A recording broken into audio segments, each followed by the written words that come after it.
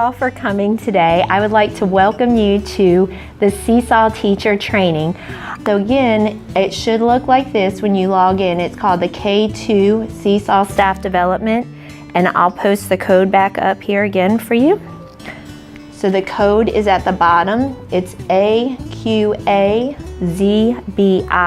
The Google Classroom is going to be filled with a ton of resources that you can use later on. The question that 8 of us have replied, we have 0 that have never heard of Seesaw. We have 4 that have heard about Seesaw but have never used it. 4 that have used Seesaw but they need more training. And 0 that is super familiar with the class. So I'm excited that this means you're going to learn a lot of things today.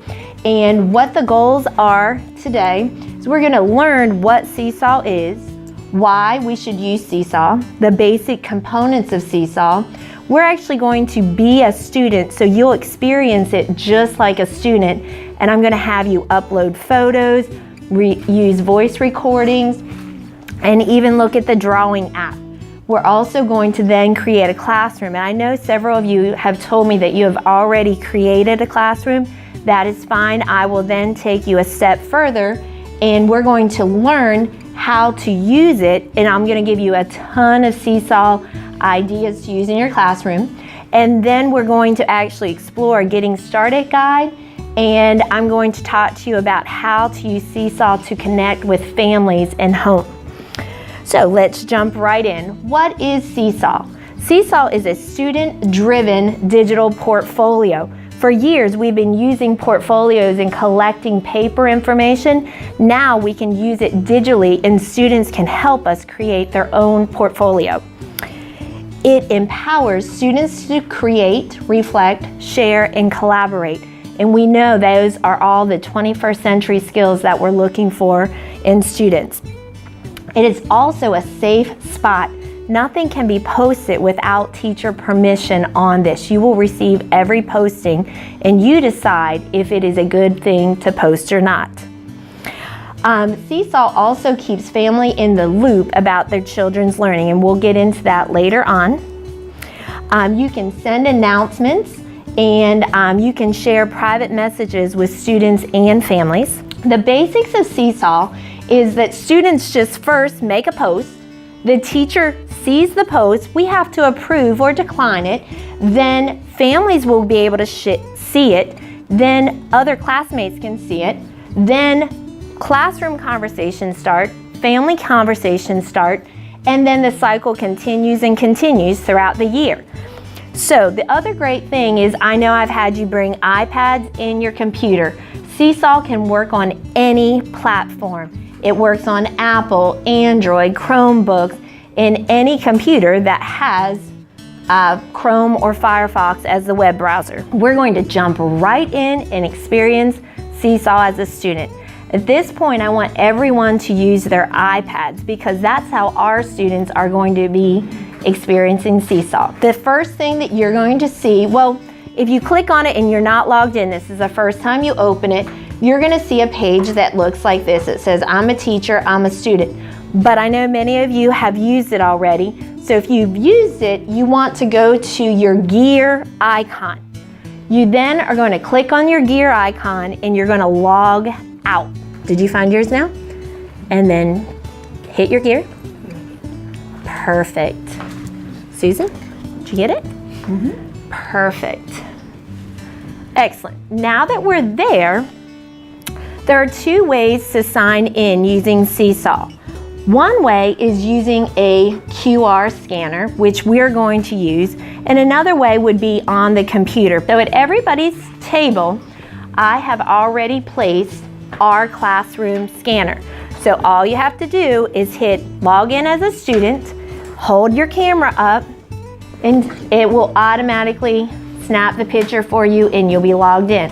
The next thing that you're going to see is when they open up the classroom, there is a green plus button. Anytime you see plus, that means that you are going to be adding something. So what I want everyone to do now is tap their green plus. There are many ways that students can share. The first option that we're going to explore with today is the photo. Thing that I want you to do as an assignment is take a selfie, or if you're very uncomfortable with it, you can take a picture of anything in the classroom that you would like to share about. Then it's as simple as tapping your photo, then you'll take your picture of whatever you want, and then you are going to tap the add text, hit the green check mark, find your name, and another green check mark. Go ahead and take photos.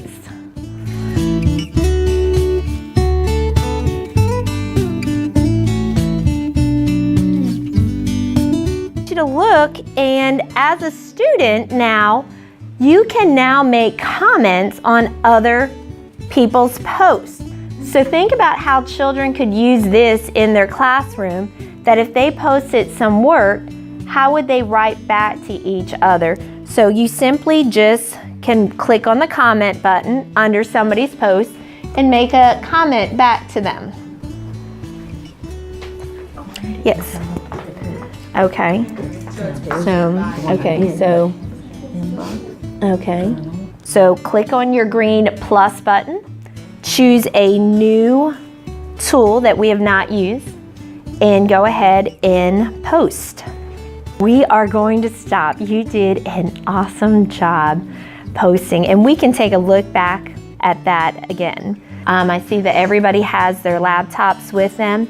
I would switch in and use that. It's the easiest way to create a Seesaw classroom is using the computer.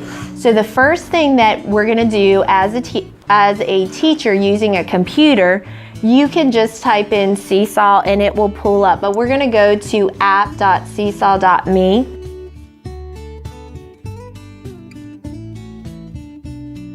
You are going to just simply use the plus button, the add button, anytime that you want to add something. It can be added to one student, it can be added for the whole class. But what I want you to use this time is I want you to use the note. We're going to type a welcome note to our students. Now, here's the next interesting thing is that we are kindergarten through second grade teachers. Many of our children struggle reading a welcome note. So I'm going to actually have you record your voice. You can type words. I have a play button. My students will be able to hear my voice, so you can type in a note. Once you type your note, it will ask to add voice. To quickly showing you some classroom examples. And then you can start working on how you can use this in your classroom.